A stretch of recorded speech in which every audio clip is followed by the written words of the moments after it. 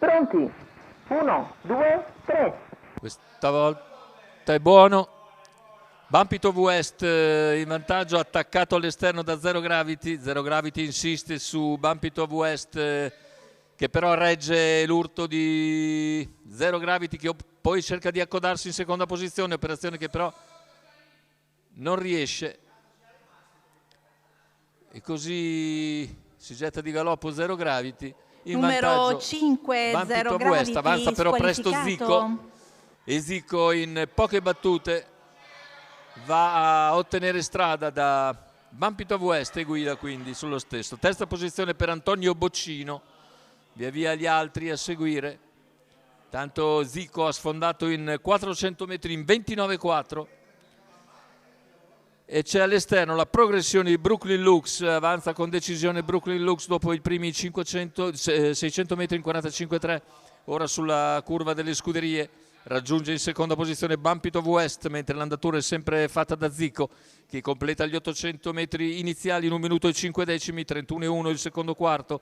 Nella sua scia Bumpy to West, in terza posizione Antonio Boccino, all'esterno invece si impegna Brooklyn Lux, quarta posizione in corda per Zambana. Per corsie esterne c'è anche Alissa Trio che è in seconda pariglia ed è seguita da Bellamente, che a sua volta precede Adamo Dipa e Toscarella, che chiude il gruppo. Manca un giro alla conclusione, con in vantaggio Zico su Bumpy to West. All'esterno rimane Brooklyn Lux. Zico però non si lascia avvicinare, a 600 dalla conclusione. In scia Bumpy to West e Antonio Boccino. All'esterno anche Alissa Trio. Ora Brooklyn Lux cerca di avvicinare ulteriormente Zico, che però spara ancora un bel parziale, un 14,4 sulla retta delle scuderie per tenere a distanza Battistrada. Intanto Alissa Trio passa in seconda posizione lungo la corda e avanza anche Adamo Dipa.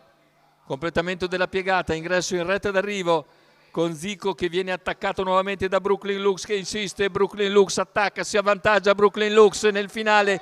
È Brooklyn Lux che viene a vincere.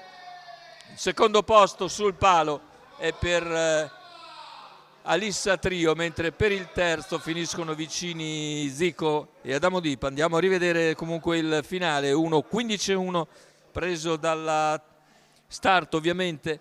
La vittoria però è netta per Brooklyn Lux e Carmine Piscuoglio,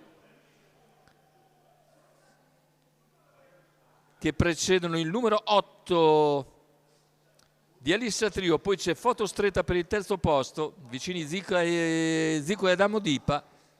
Ci sarà quindi fotografia.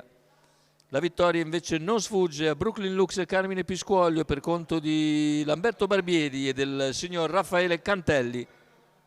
Brooklyn Lux ritorna così alla vittoria.